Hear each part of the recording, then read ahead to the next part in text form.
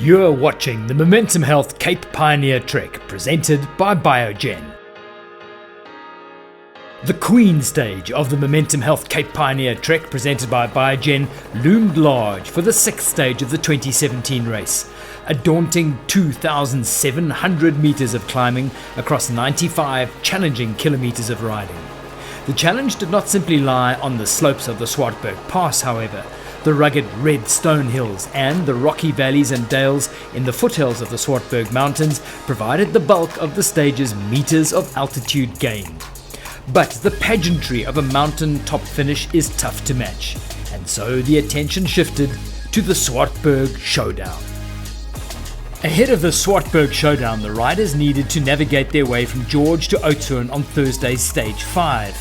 The 97-kilometer stage came down to a three-way sprint finish, as the KMC Fruit to Go team of Bram Root and Gerben Moss put in their strongest showing of the week. The UCI women's race saw Robin de Groot and Sabine Spitz go on the offensive, but the headwinds across the Klein Karoo nullified their early advantage over Team Spur Valencia. Ariane Luthi and Amy McDougall bridged across and rode into Oudtshoorn with Ascendus Health. But in the final few kilometers, de Groot and Spitz snuck away again to claw back 30 seconds on the general classification standings.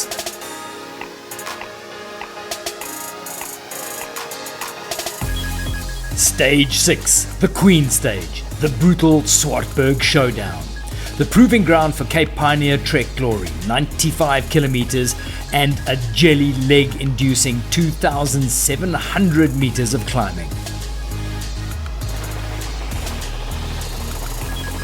Starting on the fields of the Langenhoven Gymnasium High School in Oudtshoorn, where the Cape Pioneer Trek entrance had spent a typically calm Klein Karoo night, Stage 6 got underway under clear skies, a relative novelty at this year's race. Once again, a neutral zone leads the riders off the fields of the race village and through the streets of the town, before the racing got underway in earnest. The lush lawns of the school soon fell behind them, to be replaced by harsher surfaces under tyre. On the district roads, the yellow jerseys of the Team Spur Ready and the black of NAD Pro MTB were soon at the front of the race. Yeah, I think, like I said before, both our teams are evenly matched, except for the sprint. Obviously, Matt and Alan got a nice kick on them, so it's always difficult in a sprint to try and beat them. Obviously, up the climb as well, if you're setting the pace, you can't set the pace and try and ride away. So obviously I set the pace and Harvey kept attacking every now and then. And I went with every time, obviously just trying to force them to see if their legs are going to crack. But obviously today wasn't really that hard for us. I think with a midweek sort of time trial rest day for us, a lot of the guys are sort of recovered again. So not as tired as what they would be if it was 100 Ks in concession for 7 days. While the men might be feeling a bit fresh, the women's race has been a brutal affair, especially with Robin de Groot carrying an injury into the event, while Amy McDougall came into the Cape Pioneer Trek feeling the after effects of the flu.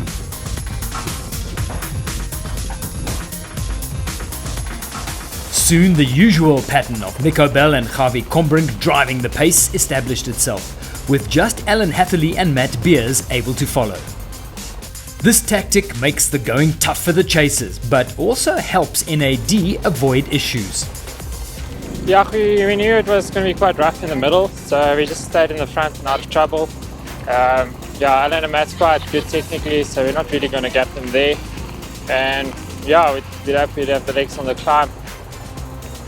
Alan Hatherley has proved himself the strongest climber. Matt and I have trained together all year. We're virtually on the same program. So, we know exactly what we're each capable of. And obviously, Matt's a giraffe and yet he's down gorilla watch. So, on the flats, it's hard to hold his wheel. And then on the climbs, like you said, I'm a rat, so I sort of climb a bit faster. So, between the two of us, we really complement each other. And I think that's really helped us throughout Pioneer so far.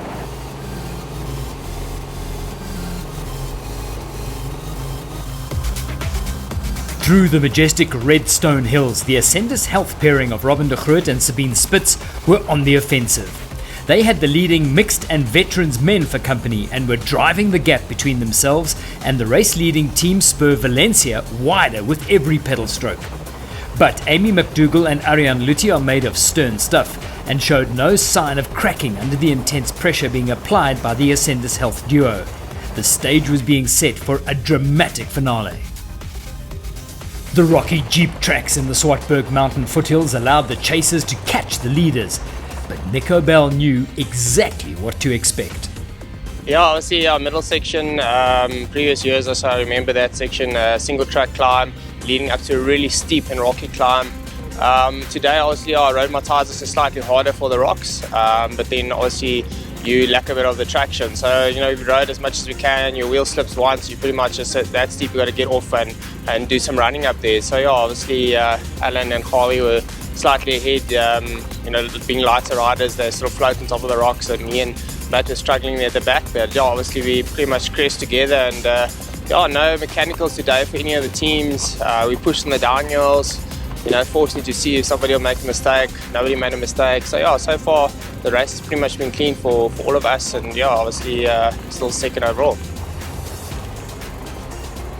After the technical challenges of loose rocks, which can be flicked up by a tyre to cause a puncture, crack a rim or shatter a derailleur, the route turned sandy. The Cape Pioneer Trek is as famous for the varied terrain which the route covers as it is for the diverse scenery which unfolds alongside the route. Sand, though, is no rider's favourite, as it steals momentum and saps energy. Skill is paramount to staying upright and maintaining a forward trajectory. Fortunately, Ariane Lutti has those skills. I would say the most beautiful stage that we've done this week. Just in terms of terrain, nice single track, nice jeep track, quite rocky. So quite a lot of technical riding in comparison to the previous stages. And yeah, Swartberg Pass is first of all an iconic mountain pass that's been in the Pioneer for many years already, and it's just super tough. And even though it's extremely hard for us, we turned ourselves inside out today. It makes the racing super interesting, anything can happen, and there's really an opportunity to claim back time on GC on a stage like this. So for the racing it's super exciting, but for us it was incredibly hard. Once again, the NAD Pro and Spur Ready teams had dropped the KMC Fruit to Go and Kelly's Bike Ranch teams, leaving only the main contenders to race up the Swartberg Pass for stage honours. In an effort to drop the yellow jersey wearers, Nico Bell and Javi Combrink were driving up the pace on the lower slopes of the Swartberg Pass. Matt Beers was still relatively comfortable though. Pretty hard so far. Going to get a lot worse. The KMC Fruit to Go team of Bram Root and Gerben Moss were in a battle of their own for third, racing up the pass with Jiri Krivanek and power climber Marek Raakfus of Kelly's Bike Ranch. Like Krivanek, Matt Beers knows the pain of riding with a strong climber. It's pretty frustrating because he's such a little nugget. He's just a little rat. So he just flies up these things like nothing. So I'm like a big ogre trying to get up the climb. My legs were hurting quite a lot up the climb, and then near the top something happened and they came back to life. Though Beers' legs began to feel better, he and Alan Hatherley did not attack immediately. They allowed the NAD Pro pairing to continue to set the pace, watching and waiting for the perfect moment to launch a decisive attack. The early phases of the Swartberg Pass climb are not too taxing, apart from the ramps in gradient on the hairpin corners, but in the final 3 kilometers, the climb becomes brutally steep. Yeah, coming up the Swartberg, we sort of, played tactics against each other, and Matt was hurting a little bit, so we didn't make a move too early on, but with 1k to go, we sort of picked up the pace a bit and attacked right here at the end, and managed to chip away a couple more seconds. In the final few hundred meters, Hatherley and Beers were once again showing their pedigree, distancing Nico Bell and Javi Combrink to win by a narrow 8-second margin. The effort of climbing at that pace clearly told on Matt Beers' face. Further down the pass, the KMC Fruit to Go duo was battling hard to stay ahead of the chasing Kelly's Bike Ranch team. while in 5th place on the road, the Spot Africa riders Timothy Hammond and Darren Smith were in a battle with themselves to summit in a good time. Nobody was going to deny Bram Roth and Gerben Moss their 3rd position of the week on the penultimate stage. The UCI men's top 5 was rounded out by Kelly's Bike Ranch and Spot Africa, 7 and 15 minutes down on the spur-ready time of 4 hours, 7 minutes and 8 seconds. Yes, for sure. Yeah, I mean, anything can happen. You're definitely going to have to play tactically smart as well. You know, just sit quite high up in the group. Yeah, I don't want to be stuck 5th, 6th wheel and risking punctures. You know, it would be a pity to lose it on the last day. But yeah, looking forward to it. Nice short today. So yeah, not much left. After 6 stages of the 2017 Cape Pioneer Trek, Team Spur Ready lead NAD Pro MTB by 1 minute and 43 seconds, with KMC Fruit to Go in 3rd. The women's battle was nearing its conclusion on the upper slopes of the Swartberg Pass, with Amy McDougall and Ariane Lutti counter-punching. Fortunately, the terrain was technical enough so we could kind of come back, and yeah, then she actually really hit it so hard up the pass. I was just hanging in there. She rode like an absolute champion up the Swartberg Pass, and I couldn't have gone any faster. So she really hammered that thing, and yeah, I'm super proud of her, how she just keeps fighting all week. Sabine Spitz and Robin de Groot powered up the final rise, and Ariane Lutti. Upon catching a glimpse of the pink jerseys, they could only focus on maximising the seconds they could gain and lunged for the finish line, securing victory on the Queen stage. 2 minutes and 38 seconds later, Amy McDougall and Ariane Lutti summited the Swartberg Pass, securing their stay in the pink jerseys heading into the final stage.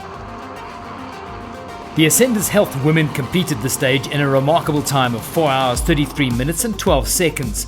Spur Valencia was 2nd, with Junto Ladies 3rd after a nightmare day of mechanicals and crashes. We knew today was going to be D-Day to make up the time that we've been chipping away at, and yeah, a little bit disappointing for us. We worked pretty hard and had hoped to extend a little bit of, yeah, at least minimalise the lead that Ariane and Amy have, but yeah, well done to them. They've really had a good race. Yeah, I was really dying 1,000 deaths there, and yeah, happy we made it, and yeah, basically kind of, yeah, still have a relatively healthy lead going to the last stage. The gap between the Ascenders Health and Spur Valencia women is now down to 2 minutes and 29 seconds.